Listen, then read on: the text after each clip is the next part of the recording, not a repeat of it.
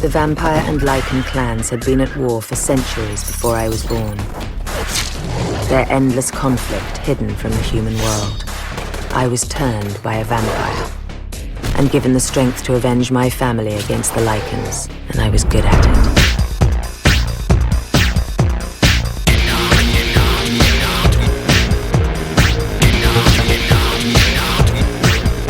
Welcome to Now Playing Podcast's Underworld retrospective series.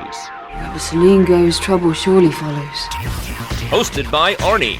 Information is power, and I collect it with a passion. Jacob. I know exactly what you are. And Stuart. He's too powerful for you alone. But be warned, this episode will contain detailed plot spoilers and strong language. The sun will burn you to ashes out there, or you can die with some grace in here. We hope you enjoy the show. Show me what you have. Yes, sir.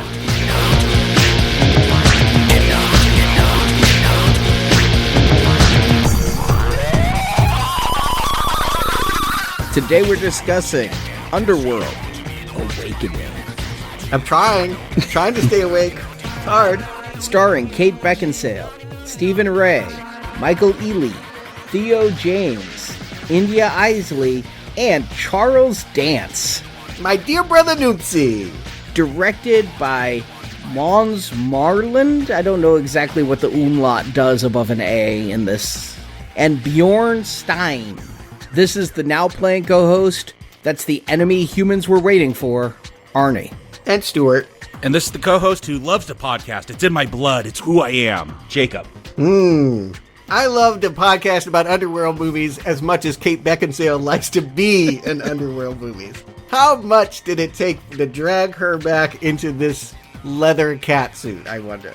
Again, you acted like she's got better options. What is she doing?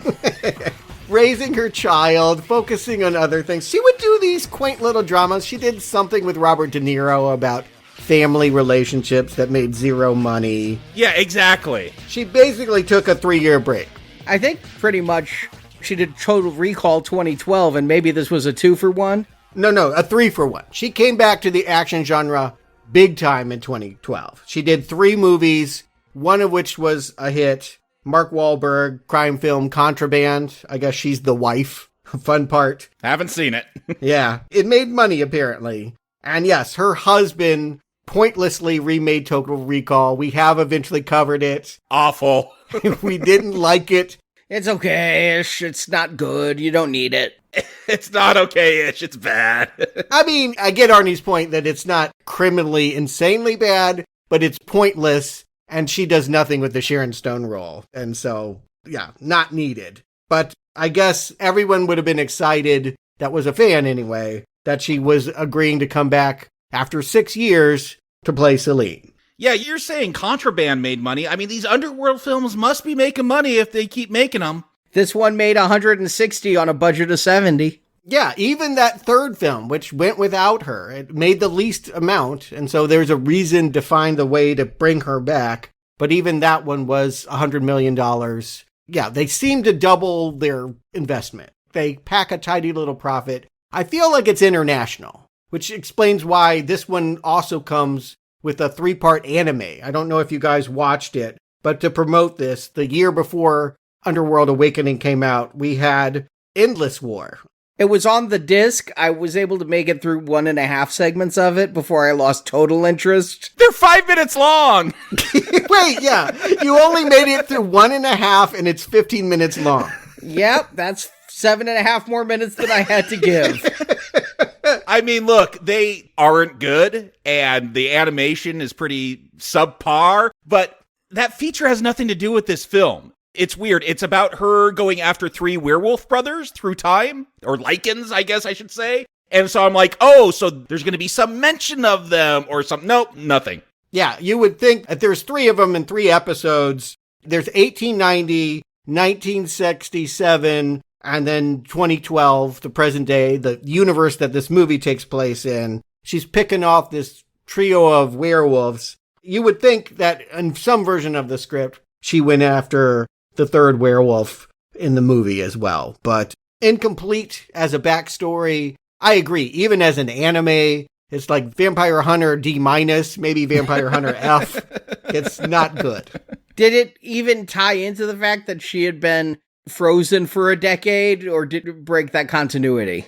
Nope, that is going to be a shock for me as we get into this plot, that when I find out she was frozen for a decade, I thought it was a few hours. But here's the thing, I didn't know what Awakening was. I've never seen it, didn't watch a trailer. I thought this anime spoiled something for me, because we're going to find out in the third part of that animated feature, humans know about the Lycans and the vampires. And I'm like, oh, that must be the whole plot of this, how the humans found out about these people. Nope. That animated thing is going to give you as much backstory as this entire film will for humans. Again, that makes me laugh so much that even the promotional material meant to give you the story that's not in the film can't come up with a story. No story. Well, that's because this script was being rewritten as they were shooting. They spent years writing this script, and by the time they started, weren't happy with it, despite the fact that Len Wiseman is off doing Total Recall while this film is being made. Len is shooting stuff apparently not with Kate Beckinsale during the day, writing new pages for Underworld Awakening at night, which are then filmed the very next day. Drastic things changed, including the name of the sects and the age of the daughter, just between the time they made the first trailer and the time this thing came out. They even had J. Michael Straczynski, a writer who I admire. I saw that! A comic book writer, yeah.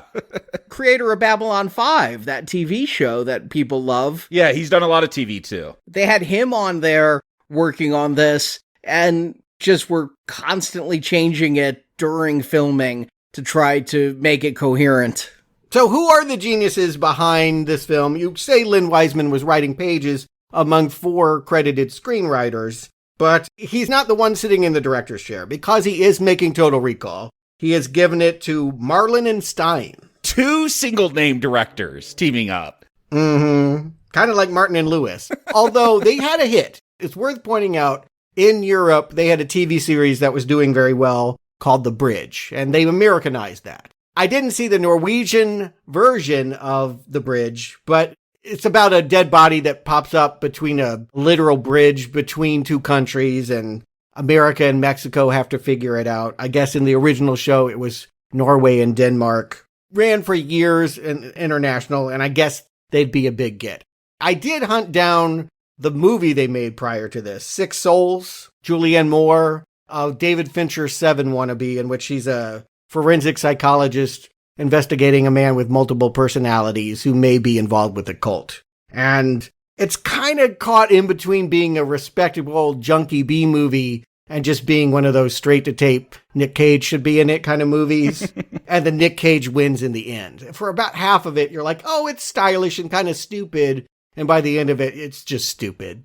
But I can see why you'd hire them for something. I don't know if Underworld 4 is calling their name, but they had a sense of style. They had some international cachet. This is their foray into Hollywood. So they had a big budget. I was surprised. No Underworld movie in America has made $70 million, but that is what they're giving this production to relaunch in 2012. I mean, they're going to be able to sell more expensive tickets. This is 3D, apparently. Filmed in 3D. I don't get why these huge productions like Avengers are like, 3D is way too difficult to film in. We have to post-convert. Joss Whedon filmed the stinger scene of Thor in 3D. It took so long and was such a pain, could not possibly do Avengers in 3D. And yet films like My Bloody Valentine and this are like, yeah, we're going to film in 3D and we're going to do it quickly and we're going to come in on time, under budget, with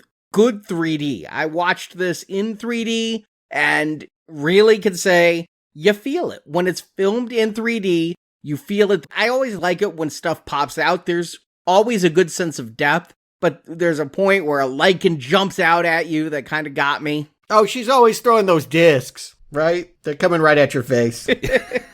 I will say, I think 3D benefited this film for me, even though I watched it in 2D, in that I know with 3D, because you're wearing those glasses and everything's darker, so you got to make that image brighter. So, like, I could actually see colors in this. It's not a gray palette. Like, there's actual richness to the picture here. Yeah, I guess it looks different. I mean, it has been almost a decade since the first film, and so it's natural that they're trying to play catch up. The way I see it is they came in at the forefront of a huge trend, and now they're looking around going, why is this Twilight thing making money? Why is True Blood the thing that people are talking about? We need to come back. Avatar made 3D a thing. We're going to come back guns a-blazing and try to be like a T2, so much bigger than what the original ever was. Really? Were they going for bigger? Because this is under 90 minutes, which I appreciate.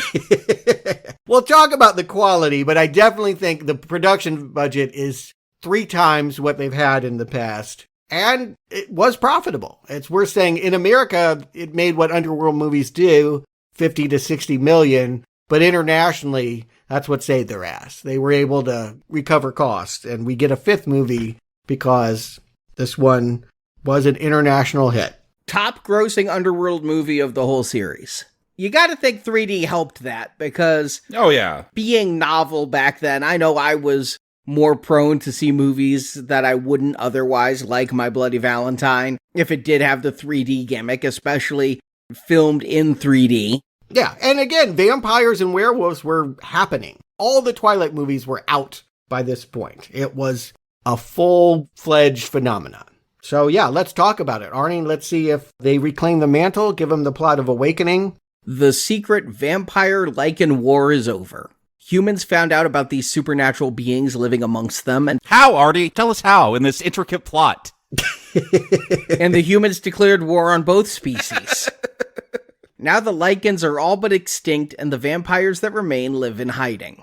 At the start of the film, we see our favorite death dealer, Selene, again played by Kate Beckinsale. She's not my favorite death dealer, but whatever. Who is then, Stuart? Name another one. Sonia! That's the only other one, is Sonia. Oh shit, are those my options? Well, fuck. I guess she is. I mean, unless you like one of the background death dealers. Vampire number 3? I don't know. And her half-vampire, half-werewolf lover, Michael, not played by Scott Speedman, captured by humans and frozen. Selene wakes up in cryogenic freeze more than a decade later. She looks for Michael, but what she finds instead is Eve, a young girl played by India Isley. I ain't never heard that name in this movie. Yeah, I never heard Eve, just subject number 2. According to Wiki, they start saying Eve during the end of the movie. They just start saying it. That's the best time to drop a name for a character at the very end. Okay, I mean, I'm not going to go back to watch it, but I was surprised when I went to look at IMDb later to get cast names and everything, and they identify her as Eve. Eve is a half-vampire, half-werewolf, the daughter of Michael and Selene's love. Hunting Selene is a group of scientists led by Dr. Jacob Lane, played by Stephen Ray. The cover story is that these scientists were looking for a cure to the diseases of vampirism and lycanism. In truth, these scientists are all secretly werewolves searching for a way to become stronger and no longer susceptible to silver, the weapons used by humans. Lane had experimented on his son Quint, played by Chris Holden Reed, turning him into a super Lycan, larger and stronger and capable of healing instantly. The Lycan pack chase Selene and Eve, but the two find haven in a coven led by a vampire named Thomas, played by Charles Dance. When the Lycans attack, Thomas gives them Eve in exchange for saving his coven. Selene, aided by Thomas's son David, played by Theo James, and a police detective named Sebastian, played by Michael Ealy, storm the Lycan base. Selene tricks Quint into taking his human form and she's able to kill him. Many other Lycans are killed, and Selene rescues Eve. The two set off to find Michael, who seems to still be alive and communicating psychically with the two women, as credits roll. And as we start, it's been a couple weeks. We've been watching some other stuff. But wasn't it just like an oh shit moment when she's back up on that ledge? I'm like, not again! Yes! I'm like, no, we're not doing this again, yes! I knew this movie was the return of Selene, but I wasn't positive if Kate Beckinsale was returning. And when I see her up on that ledge, her hair's different and things, I'm like, did they recast? Is that like a look-alike? It took me a minute to realize it was Kate Beckinsale, again doing the voiceover, again donning the spandex. Yeah, everything changed. This is where we get the idea that humans are the new death dealers. And Jacob, you've been asking for a reason. How do they know? As best as I can tell, it's a spritz test. They have an atomizer. They have like checkpoints. You're driving up. They spray you in the face and you'll reveal your true monster. Yeah, I get that. I want to know how the humans found out in the first place. Now, there was hints in that first one when they're like, oh, we have these new ultraviolet things. The Lycans must be working with someone. So I thought that was going to be revealed in that first one. But no, how do the humans know about Lycans and vampires when it's been such a secret for hundreds of years? And again, I thought that was going to be the plot of this one after watching that animated feature. We're going to find out how this all came to be. Nope, they just know. It's 2012, Jacob. Vampires are everywhere. You can't escape them. They're sparkling. They're taking your teenage daughter out on dates. They're shooting Uzis in subways. I think that would draw some attention. Yeah, they could have established that. But look, on the other hand, I appreciate we're just getting into it. These films are the worst when they try to get into their lore. It's never consistent. It's confusing. So, okay, humans know. We're going to get lots of fights. I feel like, yeah, that's the right place to take this, is now the vampires who I never liked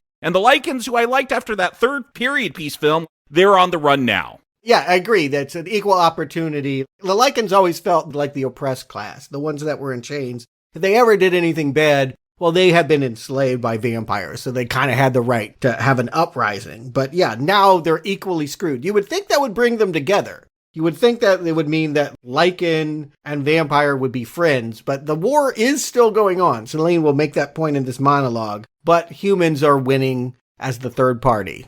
I'm kind of confused. I mean, first of all, I was hopeful that this would be vampire and Lycan versus human. I thought that would be more fun. Mm-hmm. But I'm a bit confused because they go on about how humans aren't even hunting them anymore. There's so few Lycans left. And yet Selene is telling me that there's this vampire Lycan war still going on.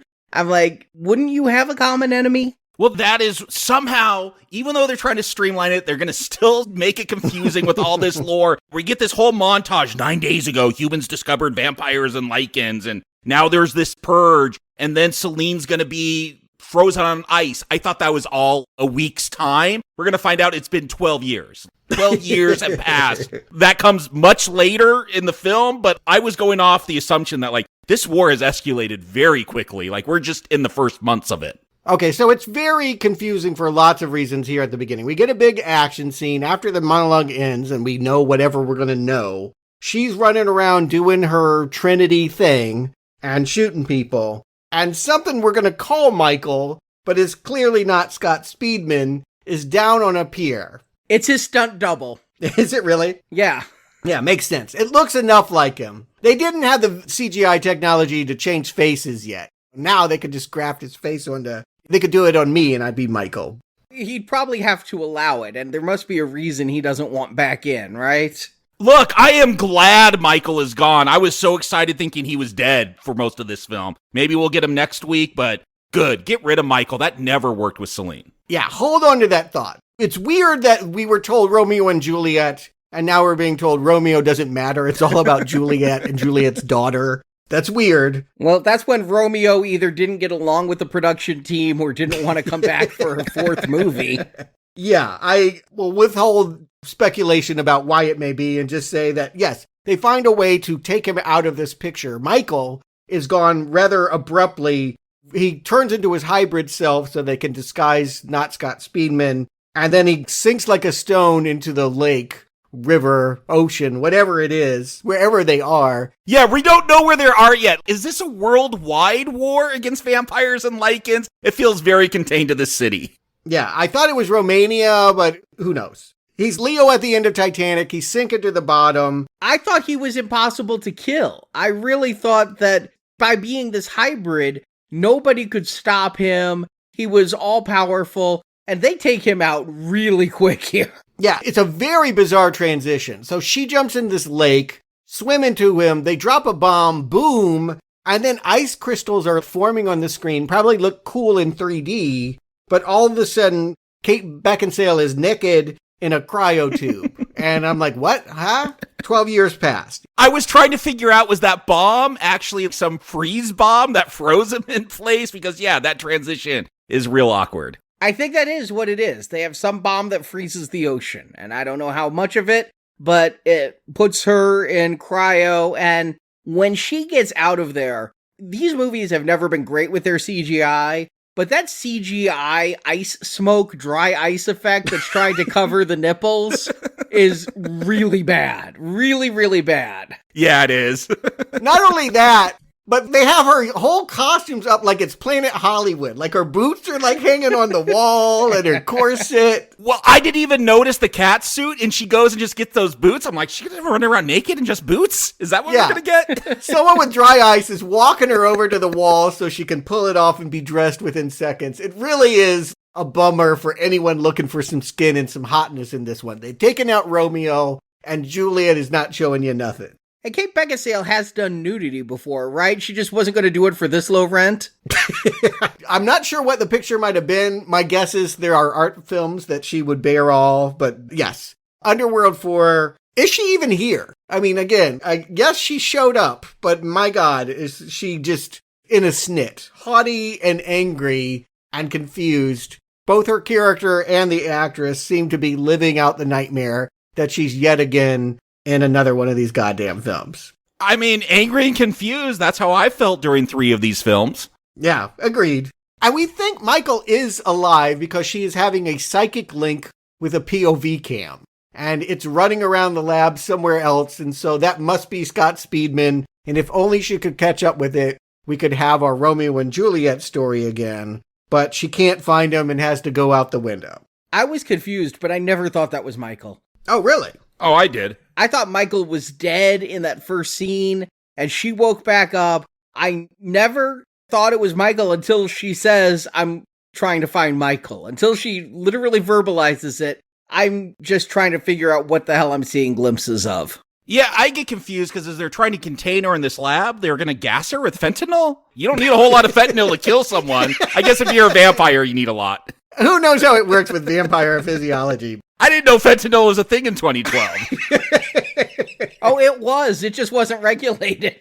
Yeah, maybe it's like a party drug for these lab technicians to hit a button and be like, okay, fentanyl time. I don't know. But I can say this. 2 things about this action scene are standout. One, they're going for something harder. It's pretty obvious. All these movies have been R, worth pointing out. But this is the one that's going to show you the broken bones. The blood is going to spatter against the walls. So many Lycan brains getting shot out and splattered on the screen. And I love this scene. Like, she does this little running charge and slides on her knees with scalpels in her hands and slices everyone's throat. Okay, that's working for me. I'm into it. I mean, seriously, the gore, the violence, it's upping the action level. I'm enjoying this scene more than I've enjoyed anything in an Underworld film so far. I'll be more muted in my praise, but it's noteworthy. It's noteworthy to know that we're not going for Shakespearean tragedy anymore. Nope. This is a slick, it feels like it should be a direct-to-VOD kind of thing. But again, with 70 million, they're aiming for theaters. And the other thing that stands out to me is, hey, is that Wes Bentley? Yes, it is. All of a sudden, the star of American Beauty has 3 seconds watching her jump out the window, and I'm like, wow, is that where your career has come 12 years later? The star of Ghost Rider. Yes, This is where he is. I forgot about that film, but you're right. He was the villain there. So that you deserve this. This is what movie jail looks like. You now have to do cameos in Underworld 4. But she's going to come back to him later, throw him out of a window. He gets 2 more minutes to explain what we already kind of know from the anime. Human beings in the 12 years she's been frozen have more or less purged both werewolves and vampires and still decide they like the aesthetic. Not pay the light bill, still going to have everything black and gothy. You'd think the world would look different if human beings had reclaimed it. They talk about this in the commentary, how Underworld films have a specific look. For sure. And they didn't want to lose the visual grammar. They wanted to keep the low angles. They wanted to keep the gothic feel. It needed to still feel like part of this universe. Yeah, it's hard to reconcile with the fact that the humans have the upper hand at this point. Again, she gets to this pier and it's told it's been 12 years since this war has started. which was mind-blowing to me. I thought it had been months at the most. And yeah, nothing has changed. Lycans are still around. Vampires are still around. They're just hiding, but they're still dressed the same. It's all the same aesthetic. It doesn't feel, I don't know, maybe because it's martial law, it still feels like an Underworld film. They had to leave the palace. Vampires were like lounging around this mansion, and now you got to hit a button and like go underground. It's literally an underworld now that they lounge around in. But I agree. In wanting to hold on the aesthetic, it feels a little bit sad. They still want the previous decade's trends. Again, they're still trying to make the Matrix thing alive when we're well beyond that now, 13, 14 years. I mean, even Matrix Resurrections ditched that color palette for the most part. Right, yeah. You got to try for something new if you're rebooting something, and that's what it feels like. By saying humans are the new threat, they're rebooting the aesthetic. It's been enough time. It's a surprise that they want to still grab on to their dark chocolate look, but I guess that's all they ever had. It's all Underworld ever had that people loved, was the way that the color scheme, the gothic architecture, they're not letting that go. So who is the body? They make a whole big deal about there is a mutilated corpse. I don't know who that is. I don't know who did that. Is that a Lycan? Is that the child? At first, I thought we see this scene where Selene interrogates some dude from a window, gets information from him, and then still kills him anyway, which, okay, so we're just going for nihilism and gore in this. Fine. At least it's a change of pace. So I thought it was that body, but then Sebastian and these other cops were like, it looks like a Lycan attack. And so I'm like, I don't know who that is now. I think because she can see in the POV of subject number 2, and we saw in the subject 2 POV, that corpse, that the little girl did that. And that's telling us that this little girl has the ferocity of a Lycan. But we don't know it's a little girl yet. And this introduces, the human characters, Detective Sebastian, the guy that's told, it couldn't be vampires or werewolves, they don't exist anymore, but just has a sneaky suspicion and insists on going to talk to Antigen and finding out what they know. Yeah, we're going to find out he married a vampire? No, I thought she was turned. Yeah, he married a nurse, and I guess hazard of the job, she got bit, and she died in some sunlight. I don't know how long it lasted, but he has some empathy for vampires because of that. Well, and they're setting things up as he's talking to the people at this lab. We have the doctor there, Jacob, and he talks about how he lost his son to a Lycan. So I'm like, yeah, you got these humans that have been affected by this war. Are they going to try to tell this from the human point of view, or is there going to be a twist? I feel with Jacob, there's going to be a twist because I've seen Twilight and I feel like they're referencing that.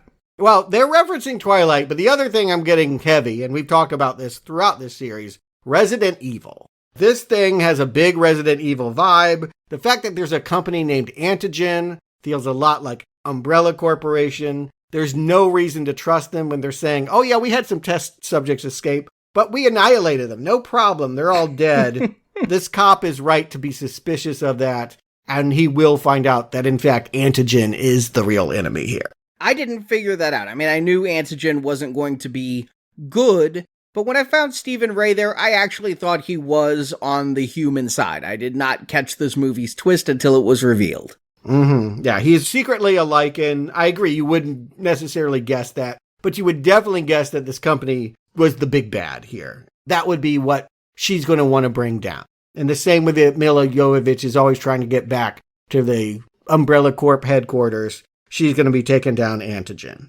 And while she's running around in what feels like dark Vancouver alleys, chasing after the POV of Subject 2, there's this other dude who's kind of Scott Speedman-ish. His name will be revealed as David, and she will end up running into him. He is a pureblood vampire. Is he supposed to be our new Scott Speedman? Because he's kind of hunky, so I could see them trying to go for that. And yet they're still going to dangle that carrot that Michael is still alive. So I couldn't tell which way they were going. So this is exactly what I'm saying. Twilight. Why choose? You can have a pureblood vampire, or you could have let's face it. Scott Speedman is mostly Lycan. He was bit by a werewolf, and he looks a lot more feral and wolf-like than he ever does sleek and supermodel vampire-y. So I think that they're having our Bella character setting up with a love triangle where she will have two potential love interests in future movies.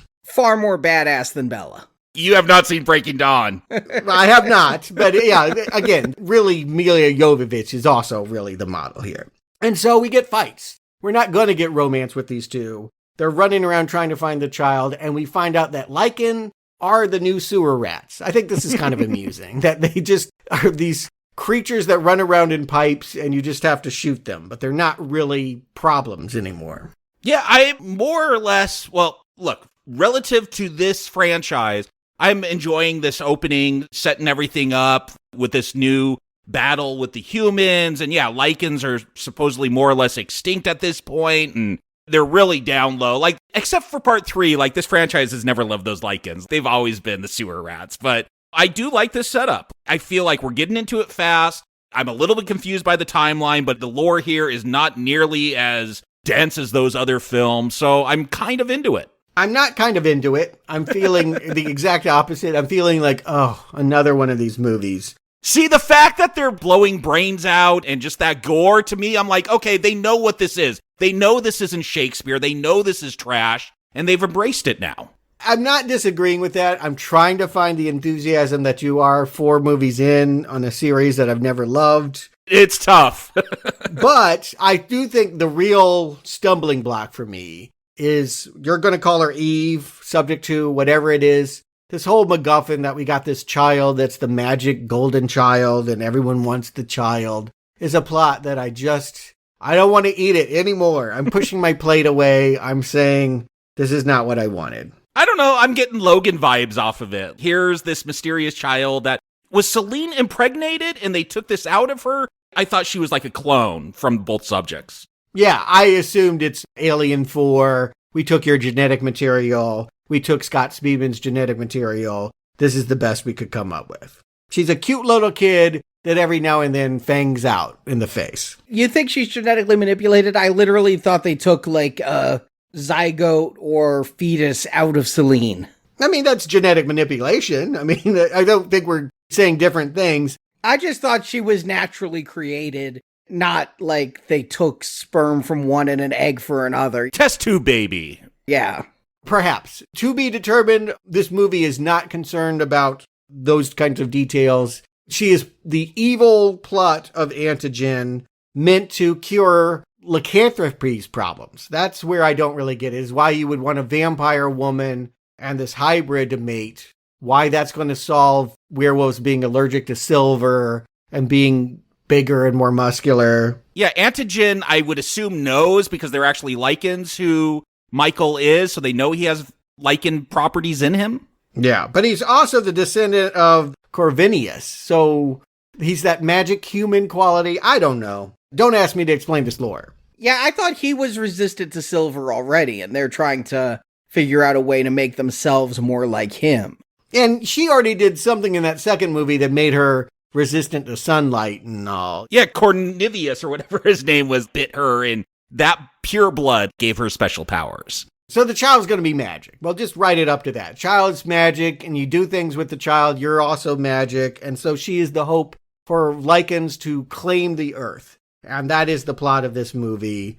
Okay, it is what it is. But we get a kind of amusing chase scene, a car chase, really, where they're driving the kid around and werewolves are jumping, like leapfrogging from vehicle to catch up. Good 3D. And I love the fact that people don't stop. You know, like if a werewolf jumped on my car, I'm pretty sure the brakes would keep going, but not these people. I think that's because the werewolves were added in post, so the cars didn't see them. Yeah, exactly. I just appreciate, again, speaking of these films relative to each other as a franchise, I just appreciate we're not just seeing machine guns shoot, we're seeing Lycans jump on cars. It's some kind of action that I felt like we haven't got before. One's going to get in that car, and Eve, or subject number 2, as I refer to her, is like going to rip his head in half. Great, this is what I want. Okay. I mean, it is what we're getting. I don't know if it's what I want. I mean, what do you want with an Underworld film? Look, if it could give me some good gore and fights. Away! I want away. I need to meet this film where it lives, and a little girl tearing a werewolf in half is there. I just feel like Ghost Rider 2 is about this. The whole, we got to get the child and the child with the magic properties. is what you do when you don't know how to advance the storyline. I wanted it to be about humans versus, a team up of werewolves and vampires. I guess if you ask me what would have been the fun lies in making human beings bad. And so the fact that we have this magic Carrie kid is not it. But I imagine because Kate Beckinsale is a mother and she wanted to work that into her quote-unquote character, it gives Selene something to do to be nurturing. The child will eventually be bit, and they need to get her to a vampire hospital. Yeah, I care more about this mother-child relationship than I ever did care about Selene and Michael. Maybe the relationship with Sonia and Lucian in that third one was comparable, but I've never cared about the relationships. These movies have failed at that for the most part. So the fact that this is more or less working, this feels very rote action movie. Like Arnold's got to take the kid and protect him throughout the film. I've seen a million movies like this, and this one is hitting more or less on the right side of that formula. I'm just going to put it right out there. Eve is a better actress than Scott Speedman is an actor, at least in these films. Yes!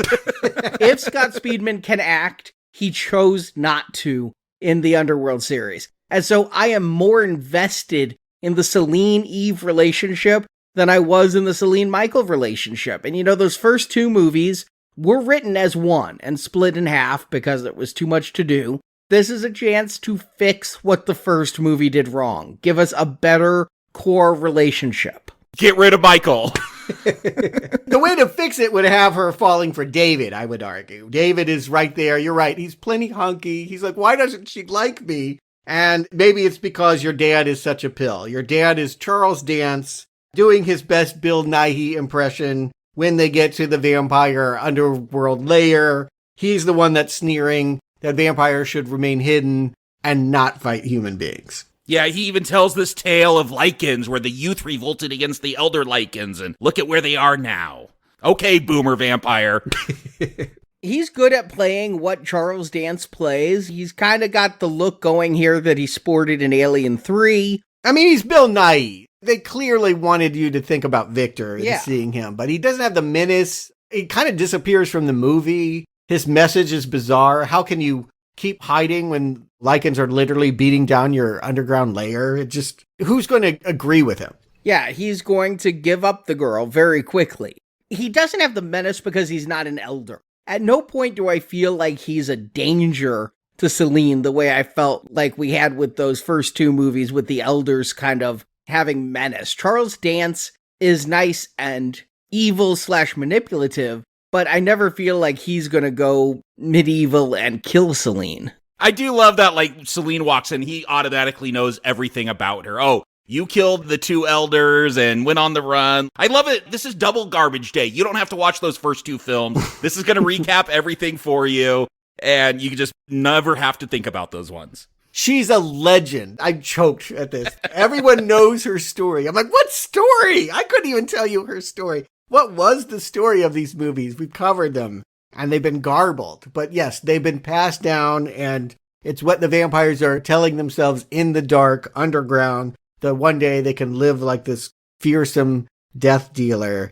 It's a Beckinsale problem, right? She doesn't have it. I believe that Milla Jovovich, at the end of the day, is grateful to do the somersaults, is happy to show up and kick ass. I feel like Kate Beckinsale is the wettest blanket imaginable as she's having to saunter into these scenes and huff out some haughty statement and then saunter away. I disagree. I think she wants to be there. I feel like this is her performance. Her character is haughty. I don't feel like she's reticent to give to the series. Otherwise, she wouldn't have come back. I do feel like it's a Underworld problem, like the writing, the directing, something, because Michael Sheen gave it his all and still not great films. Like Ray's great voice, you could have cool elements, but they're not saving everything else that's wrong with an Underworld film. I agree. If you don't want Death by Chocolate, if you don't like chocolate, there's no way to make this taste right. And you might be right. I definitely think you're correct that this is how we've come to see her, as always, just difficult. There's no, who could love her is I guess the way that I look at it. Who could be inspired by her? She's always just so huffing and puffing and just above it all. But for whatever reason, she's the best this series has. And now she's going to fight the best the Lycans have, Quint. We've had this guy driving around in previous scenes now he's going to blow in his full Lycan self. Yeah, the vamps think that humans are invading. It's actually Lycans. Look, the return of the whip. We said that whip was the best part of part 1. When fighting that Lycan with the whip, we get that. We get an axe to the head, and then we get a giant Lycan. Like, what is not to Lycan here? What is not to Lycan here? Yeah, plenty is not to Lycan, but I get what you're saying. I mean, you get what this movie is, though, right, Stuart? Yes. Give yourself to the puerile base pleasures of this movie. You're going to have a whole lot better time than if you're holding on to the magic of the romance of the original. Yeah, there is nothing to hold on there. Yeah. Can't argue with that. I do wish there was more with the whip. I felt like the whip, it got a little bit, maybe this was a after effect of the 3D. It got a little blurry, felt a little bit stroby, but I was enjoying seeing it come back out into play. And yeah, the more these movies fight and the less they talk, the better they are, especially when they're splattering blood on the screen. I mean, I like this reveal of the giant Lycan. He's veiled behind these curtains, and you just could sense the size, and then it finally comes out. And I don't know, maybe I like it because Selene gets her ass kicked by it, but I feel like if Underworld was more about these kind of setups, I would have enjoyed them a lot more. Because I didn't enjoy them at all. As someone that has given green arrows to Resident Evil movies, yes, this is straight up. I think Milla Jovovich several times had a big foe where she'd run up the wall and flip and stick it. And, like the point is that she thinks, oh, I broke silver off into you. That should be enough. But it has regenerative powers. It can pass any silver that she puts in him. And so a Lycan that is resistant to silver is undefeatable. She's met her match. This is a decent setup, I suppose. But it absconds with the child, and we're heading into the climax. This is where we find out that Antigen is really a Lycan plot, and that they have this poor lone female human that didn't know any of this, and they gotta choke a bitch out. And she's like, wait, you're gonna cut up the child? Yeah, we're werewolves. Die. Again, that shocked me. Didn't see it coming. I knew they'd be evil. Didn't know they'd be werewolves. And when these films could actually flesh out the Lycans, like in part 3, I like them more too. Like when they're supposed to just be animals for vampires to shoot, it's kind of boring. But the fact that they're smart here, they got a plot, they're actual villains, it's just, for an Underworld film, a lot better. Mm-hmm.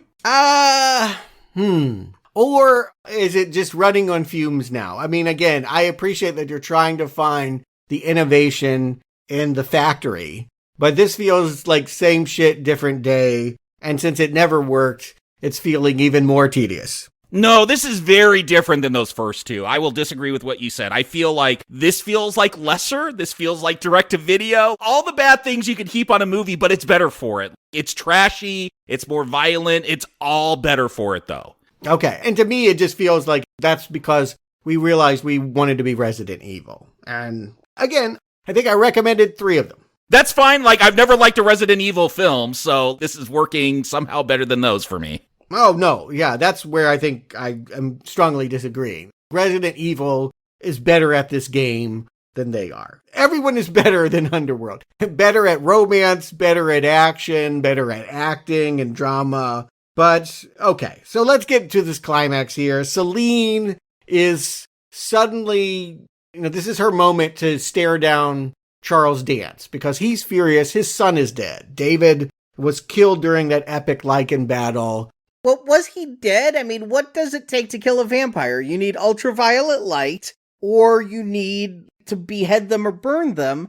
I didn't see any of that happen with him. No, I think they established the rule is if a werewolf bites you, that's it. It will kill you, yeah. Okay. But Selene is, well, I guess she's literally Neo, because Neo did this to Trinity in that second Matrix film, like, reach into her chest. I couldn't believe this. I'm like, does he have a key in his chest too, like in that second Underworld film that she's retrieving? No, she's gonna pump his heart somehow and bring him back to life. That's going to get old, even if they end up falling in love, that you have to reach in and keep squeezing his chest like a squeeze ball to keep him running around. Mm-mm. Do vampires' hearts even beat? They're dead. They're undead. Well, that was my confusion, that they even have blood in them, but I guess that's an Anne Rice thing, because yeah, they're dead. They don't need nutrients. They don't need organs that function. But I guess if you have blood in you, you need a heart to pump it? I don't know. The point is that Charles Dance can't be mad because the son is back alive. She's rallying the troops. They don't have a lair to hide in anymore. They have no choice, really, but to storm Antigen and reclaim the child. Were there troops? I kind of saw her doing it alone. Strangely enough, the person that seems most excited about doing all of this is the cop. Yeah. They bring Sebastian back in for some reason. Which is weird because his wife died because she was a vampire, but he's going to team up with the vampires here. Right. I guess all is forgiven, or maybe he just wants to get with Selene. Not clear. He could be a fourth part, a love square. Speaking of Selene and like this team, it does feel weird. Like she's a daywalker at this point, but I don't feel like that ever comes into play. They'll mention it at one point, but I never feel like, oh, that helped save the day that she could walk in sunlight. I think it's very notable that she's walking up to this building, this ugly urban brutalistic building, all concrete slabs and what have you. It's why she got so far before anyone noticed. And all of a sudden she's in the elevator setting off bombs. And we have a climax. This is the end of the film. She is filling the air vents with, I guess, gas that has silver particulate in it. And since they haven't extracted the cure, the immune thing. Well, this vaccine, it sounds like you got to get more boosters than the one for COVID. Like they mentioned that Jacob's son had 12 shots until he was finally immune to silver. Okay, I didn't hear that line, but yes, we do know that this guy Quint keeps going in for, and you got to get the jabbed in the eyeball or something, which, oof. Why can't you just inject it through the arm? Why's it got to be through the eye? Yeah, why does that help? Because it's gross. This is the kind of movie that we're in. Yeah, this film, if nothing else, it's gross. Yes, we like to keep things disgusting. What I found funny was when Stephen Ray turns into a werewolf, and it's quite clearly not Stephen Ray. I mean, there's no way you're getting him in makeup. He's suddenly thinner, gaunter, moving like a younger man. Yeah, admittedly. But would you want to see Stephen Ray in an action scene? I mean, yes. He's just not the kind of actor that physically can pull that fight off. Even if he is fighting a 12-year-old child that feels like he's outmatched. So yes, wolf him out and give him something. We get a big climax in a parking lot. Maybe not the most exciting thing you could do, but the point is he was trying to drive away with the child because the surgery was interrupted. And now both Theo James and the little girl, Eve, are beating up on Stephen Ray while Selene is going for the big guy, Quint. What happened to Stephen Ray's face? It looks like part of it got ripped off while he was transforming into a Lycan or something. I don't know. I like the aesthetics here. The fact that this Eve, I don't know, looks like Reagan from The Exorcist at times. Again, if you just want that gore and just extreme blood, I think this is going to hit it for you. Yeah, she ends up, what I saw was when he's thrown against a concrete pillar, she rips out the skin of his throat so you can see like his thorax and all of that. Yeah, that's how she kills him, rips his throat out. It's great. Yeah, it's some kind of move. I guess it's one-upping biting the neck. It's actually removing the neck. Pretty super vampire stuff here. And was Selene reaching into David's chest and pumping his heart? Was that foreshadowing? Was that Chekhov's surgery for how she's going to defeat this werewolf at the end? I thought so. If only what I thought had happened was a total Bruce Lee move. I thought she punched into his chest and pulled out his heart. Yes, I thought that too. That would have been one way to go, but we've all seen that movie. They showed it earlier. She had tried to break off silver inside of him, and he just pushed it out and said, no big problem. So she knows he has regenerative skin. We know that if she sticks it all the way inside him, it's a grenade filled with that silver gas. If it's inside him, he can't push it out. The skin wound is healed. He has no choice but to explode. But he's immune to silver, and that's what I would think would stop his healing factor, if we're getting into X-Men terminology here. So I guess just the explosion is too much for him to handle. Yeah, it looked like a fatal case of indigestion. He tries to get bigger. He shrank down small, so she went off into some narrow hallways. So he turned into a naked human. And here you see him at the end trying to grow back in size to confront the size of the explosion, but it ultimately makes him go splat. But in the middle of this fight, it's worth pointing out that Selene saw that Michael is not dead. Even though she had been told as such, they have been keeping him on ice. This again feels like an Umbrella Corp move. We have your boyfriend off. We've turned him into something else. He's hanging upside down in a popsicle way. You wouldn't suspect him because we know who Subject 1 and Subject 2 is. I don't know why you would name a Subject Zero, but that is the big reveal. He was Subject Zero. That's why you never heard of him. Mm-hmm. And it turns out that Scott Speedman would rather jump off a roof than appear in this movie. Yes. So he gets out of the cryo tube. There's no reason why he shouldn't be palling around with the heroes. He's run off, and they'll have to find him next time. Does he not want to pay child support? Is that why he's taken off? Do they really think they can get Scott Speedman back next time? Is that what they're holding out for? I hope not. I don't want Michael ever again. I assume that that's what it is that this is a tease for the fans to let them know that that love story from the first one is not over. And again, you can Twilight this shit now. Now there are other people that are vying for Selene's romantic attention. Good luck getting with that. She is the most aloof person I could imagine ever trying to romance. You have not seen Twilight then, I see. I have not. Well, actually I have, but as of this recording, I have not. One more Selene monologue to tell us that she's going to reclaim the vampire coven. I'll look out on the city, and we're off. That's the end. So Jacob Stewart, do you recommend Awakening for Underworld? Jacob. Look, I'm not proud of this, but for a film that's under 90 minutes, action film, it's got enough blood, it's got enough just weird deformities with werewolves, giant werewolves, whatever happens to Jacob's face at the end, that throat getting ripped out. It's got enough of that stuff that it could sustain the 87-minute runtime or whatever it is. And I'm not bored during it. I'm like, oh, that is an 87-minute action film that held my attention for its running time. Is that success? Maybe not for most films, but for an Underworld film, that is success for me. Like, I was entertained by this one. It is not great art. This one specifically is trash. It is, yeah, if we can't do it with Shakespeare, we'll get you with the gore, and they got me. So I'll give this the most mild of recommends. Stewart. Don't waste your time. You take some balls to put the end theme song from Evanescence. Like, that's the chorus. Don't waste your time. Who am I to disagree? Good advice for this fourth Underworld movie. You've seen it all before, is the thing. So did you like it? I guess that's part one. Did you want to return?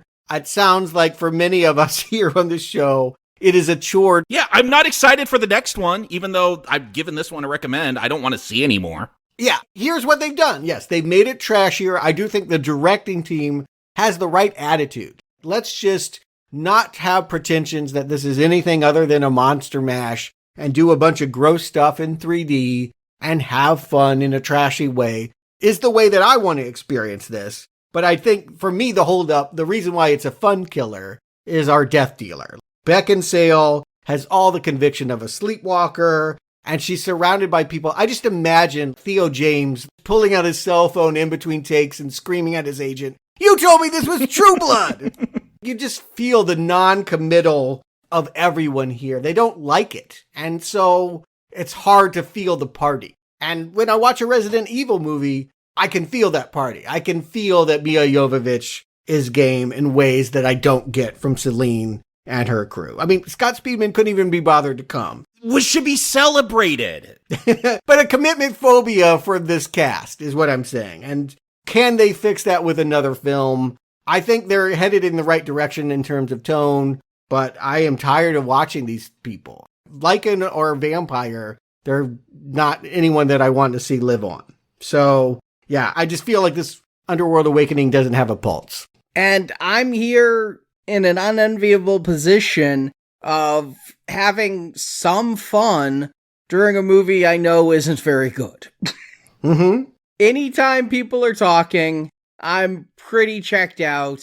Anytime they're splattering blood on the screen or using cool 3D effects, I'm rather fond of the movie. It's not much better than last week's. It's pretty much on par with last week's, and I almost gave last week's a recommend. So the question I really had to ask myself is, can I look myself in the mirror if I give a recommend to an Underworld film at this point? I mean, it's not a franchise I like. It's not a franchise I'd ever choose to turn on. But I won't make fun of you. How about that? Go ahead and do it. You won't, but the listeners will be like, you didn't recommend Batman Begins, but you recommended Underworld Awakening. It's just a reason to do it, right? Just to set them on fire. Better than Batman Begins. You know, more enjoyable. That's fun to do sometimes, to have an outrageous, unjustifiable position. it's more enjoyable than Batman Begins. It doesn't try to be erudite and fail. It just tries to be a vampire werewolf action film, and it is. And so, you know what? The weakest of recommends.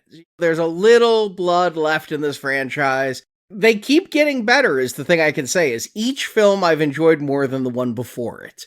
Is part 5 Oscar worthy? That is the question now. So you both are saying that this is as good as it's been.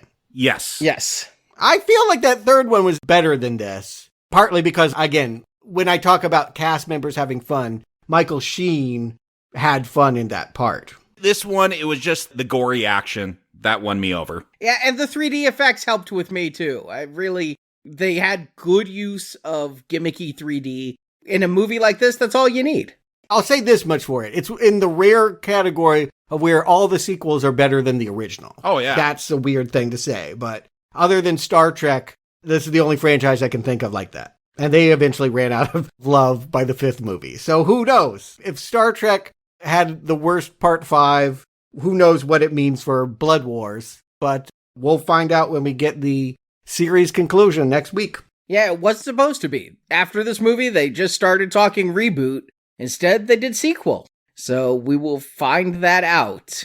And in the meantime, we're getting to the end of Twilight as well. Breaking Dawn Part 1 starts this Friday. Don't watch it with your parents. It's probably more risque than 50 Shades of Grey. Woo! Now I'm intrigued. There is quite an S&M honeymoon scene in that one. Okay. All right. Well, if you want to hear all the Twilight reviews, it is just a donation of $10 to this podcast to help us do the show we do every Tuesday and many Fridays. You'll get to hear reviews of all 5 Twilight films. If you donate $25 or more, you're going to get the Twilight reviews and the Harry Potter reviews. $35 or more, and you also get the Fantastic Beasts reviews with that bundle. Plus, there's higher packages with even more reviews, Top Gun, Jurassic World, and more. Details are at nowplayingpodcast.com/donate. And Jacob Stewart, thank you for joining me. Until next time, my will is done regardless.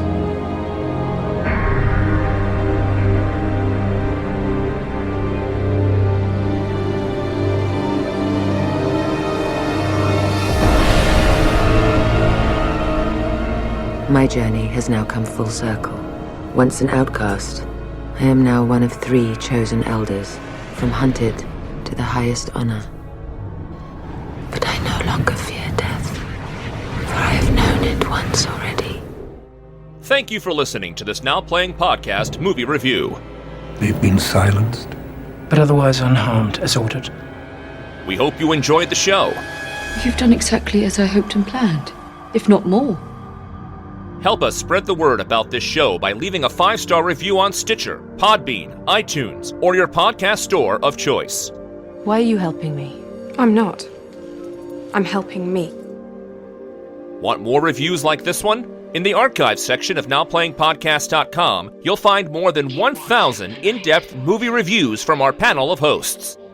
There is no beginning. There is no end. There is only becoming. On our site, you can hear reviews for every installment in the world's biggest film franchises, including the Marvel Cinematic Universe, Star Wars, Spider-Man, Batman, X-Men, James Bond, Middle-earth, Jurassic Park, Fast and Furious, and Transformers. Enough to produce an endless supply of... Plus, we have individual movie reviews, such as Avatar, Titanic, E.T., Inception, Big Hero 6, Ready Player One, Pulp Fiction, Apocalypse Now, Dr. Strangelove, and hundreds more. Dead or alive, you will give me what I want! And come back to NowPlayingPodcast.com next Tuesday for another all-new movie review podcast. Piece by delicate piece, the puzzle will fall into place. Support from listeners like you keeps Now Playing Podcast on the air. Yes, I have taken from him, but I have given so much more. You can donate directly by tapping the support button at NowPlayingPodcast.com. I can assist you. Well, you already have. And you can join our crowdfunding campaign for early access to new episodes, exclusive reviews, and bonus reviews. Pains me to admit it, but for the first time in my life, I genuinely fear for our future. Need more Now Playing? Subscribe to our In Focus weekly newsletter for exclusive digital download giveaways, celebrity interviews, behind-the-scenes insights, and more. Sign up through the subscribe page on our website and get it delivered to your inbox every Friday. I need you to deliver a message. Grunt if you understand. You can also compare notes with us on Letterboxd. Go to letterboxd.com/nowplaying to see what our hosts are watching when we're not recording podcasts. And follow Now Playing on Facebook, Twitter, Instagram, and our YouTube channel. The vampires didn't realize you were following a human, did they, Race? No. Want 375 more Now Playing reviews? Get the Now Playing book, Underrated Movies We Recommend. Arnie, Stuart, Jacob, and Marjorie reviewed 125 different movies you probably haven't seen, but you should. Find out why in Now Playing's first book of movie reviews. Do you not realize this is a gift I am giving you? The ebook is available now, and the audiobook and print book will be coming soon. Find details at nowplayingpodcast.com/book. My eyes see beyond the surface of so many things. Now Playing Podcast is produced by Arnie Carvalho. Without me, you'd have nothing. You'd be nothing. Associate produced by Jason Latham. There's no room for error with me. Now Playing is edited by Heath, Stephen, Santiago, and Arnie. I kept the secrets, cleaned up the mess. Now Playing credits read by Brock. Eye contact. Preventing him from making the change. The opinions expressed in this podcast are those of the individual hosts and may not reflect the views of Venganza Media Incorporated. Why would I listen to your lies when the journey to the truth is so much sweeter? Venganza Media Incorporated is not affiliated with, and this podcast has not been prepared, approved, or licensed by any entity that created the film analyzed herein. All movie clips and music included in this podcast are the intellectual property of their respective copyright holders. They are included here for the purpose of review, and no infringement is intended. These rules are in place for a good reason, and they are the only reason we have survived this long. Now Playing Podcast is an exclusive trademark of and may not be used without the express written permission of Venganza Media Incorporated. We are getting reports on what appears to be a mass cleansing. Now Playing is a Venganza Media production, copyright 2022, and no part of this show may be reproduced, repurposed, or redistributed without the written permission of Venganza Media Incorporated. All rights reserved. We fought our greatest battle in our darkest hour. After centuries of war between vampire and Lycan, this may at last be a time of peace.